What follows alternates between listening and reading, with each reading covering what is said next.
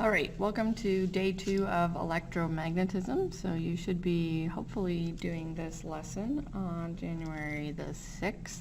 Yesterday was January the 5th.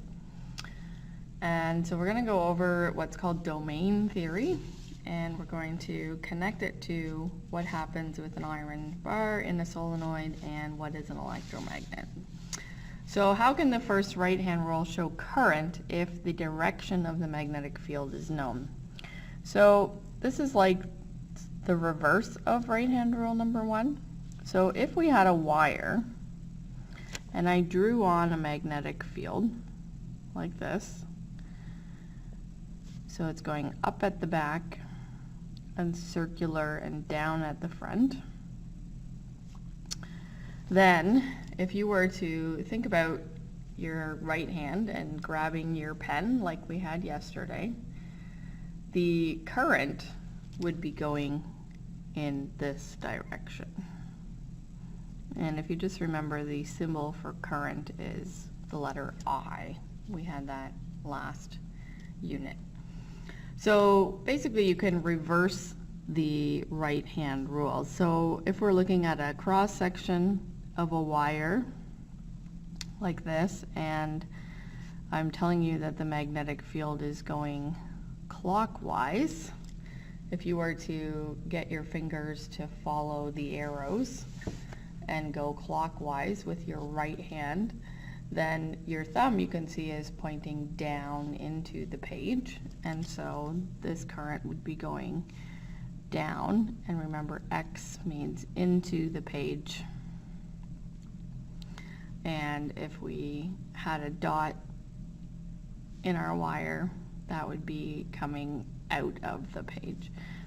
And the reason for that is it sort of like represents an arrow where the tip of the arrow is coming towards you, and if you can see the tail feathers, then it's going away from you. So that's why we use the dot and the X to sort of represent it. All right, so what we're going to do is jump over to your notebook. If you don't have your notebook, just pause the video and go and get it for a minute. And we're going to just talk about magnetism and magnetic fields.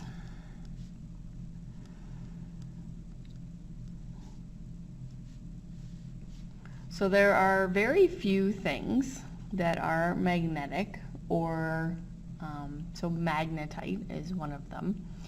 And there are very few things that are actually affected by magnets as well. So iron is the main one, cobalt is another one, and nickel is the last one. So these are called ferromagnetic because they are affected in a magnetic field.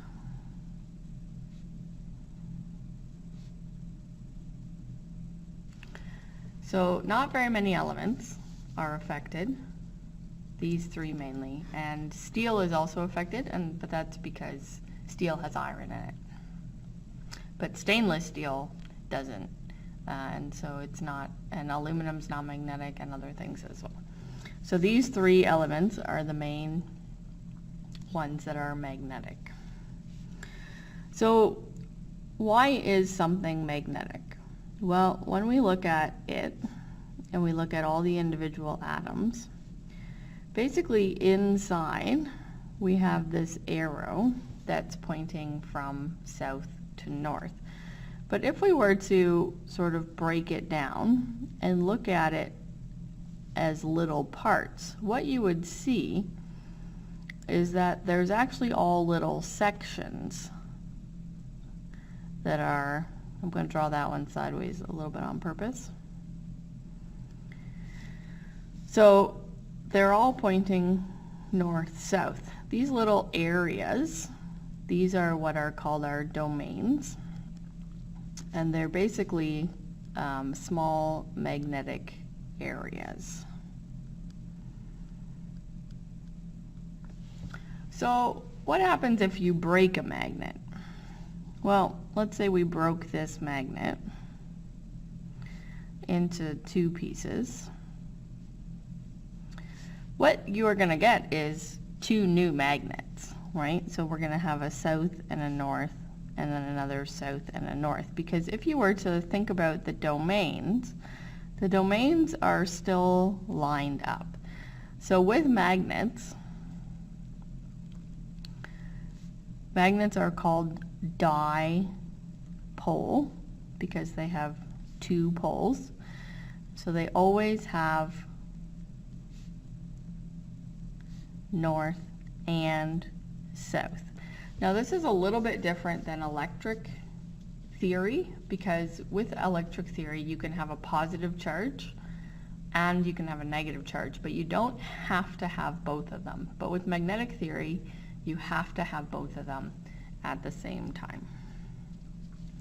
And so when we draw the magnetic field around an object, around a magnet, so that's inside the magnet. This is what's going on. But when we draw the magnetic field outside, we sort of draw it like this. Now, please make sure that your lines don't cross, because magnetic field lines are not supposed to cross. And we're drawing kind of that same pattern that we saw with our magnetic field from yesterday. So when we draw a magnetic field, we draw it like this. And we're just also going to go over the magnetic law. And I'm going to use the electric fields to sort of show why the magnetic laws work. So likes repel. That's the first one. So let's say we had a north end of a magnet and a north end of a magnet. You can see here that we've got these lines coming out from the north. And so if we had lines coming out from this one,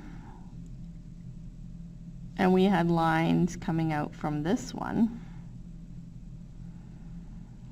if you were to think about it, these arrows are opposite these arrows coming out the end from the north, because it's pointing to the north on the inside.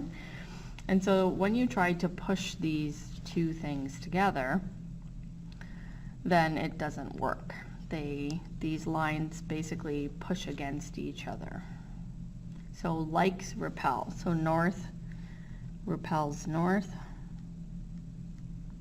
south repels south.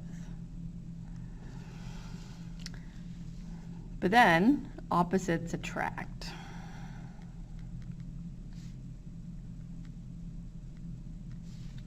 So if you had a north and a south, and I'm just going to sketch it in here again. On this side, what's happening is the lines are coming in to the south. And so you can see that these arrows are going in the same direction. And so what's going to happen here is they're actually going to attract to each other. And the field lines are actually going to bend. So this line's going to create a stronger magnetic field. And these are going to be attracted to each other. So opposites attract. So when they start coming together, the lines are working together, and then they actually start to form that sort of a pattern. If we were to bring these closer together up here, what would happen is these lines would get really kind of pushed out to the side on both of them. So the lines are going to move. They're still not going to cross because they just kind of adapt. And so if you have two magnets and they're close to each other, they're going to interact with each other. So likes repel, opposites attract. And then magnets attract ferromagnetic objects. And how does that happen? Well, let's say we have some iron and it's got all these domains, and all the domains are pointing in all sorts of directions like that. So we've got iron, its domains are not lined up.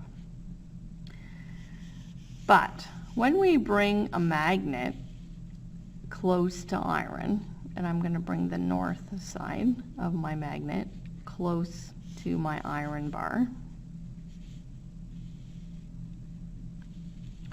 what actually starts to happen is these domains over on this side start lining themselves up. And now the iron's going to stick together because it's created an opposites attract situation. And that these domains will maybe start to affect the next domains. Now it may be that way over here on this side, not all of the domains have totally lined up. The effects are going to be the strongest closest to the magnet, but the domains can be basically rearranged to try and to make it attractive to the magnet, basically. So that's just a little bit of domain theory. So what happens if an iron bar is placed into the coils of a solenoid? So yesterday we had these coils and we had our right hand rule number 2. So let's say this is going up at the front and down at the back. So my magnetic north is going this way. Now if you place a bar inside the coils,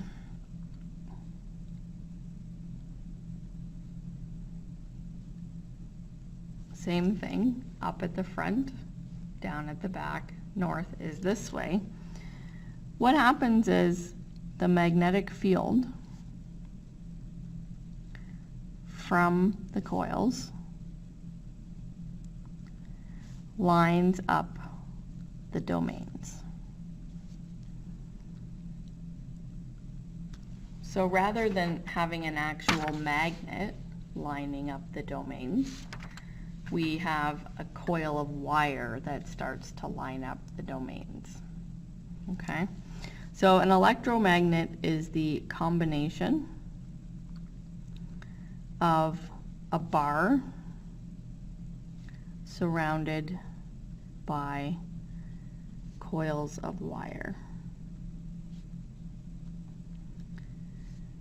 Whereas the solenoid is just the coil. So what happens when you combine a bar with the coils of wire? It gets stronger, much stronger. So this coil, just a coil, probably is not even, doesn't even have enough magnetic field to lift anything up. But when you include the core in the different materials, then it does. It makes it much stronger. So it depends on a few different things. The material of the core, the number of loops of wire, the length of the bar, and the diameter. So how wide across is it? So the type of the core, the length, the number of loops. Here I have an example of an electromagnet, and you can see that the silver part is the core, and it's wrapped around with hundreds of wires. And so when this came out of a VCR, when maybe a button is pushed, it turns on this electromagnet and it makes the bar on the inside magnetic. And when that happens, this arm here that rotates gets pulled in towards the magnet. Now it can't go very far, but it does get pulled in towards that core. And when that happens, the little copper sheet that's here loses contact with this rod, and it actually connects to that point right there. And so that would turn it on. And when you maybe push the stop button, then this electromagnet turns off, it lets go, and then it's off.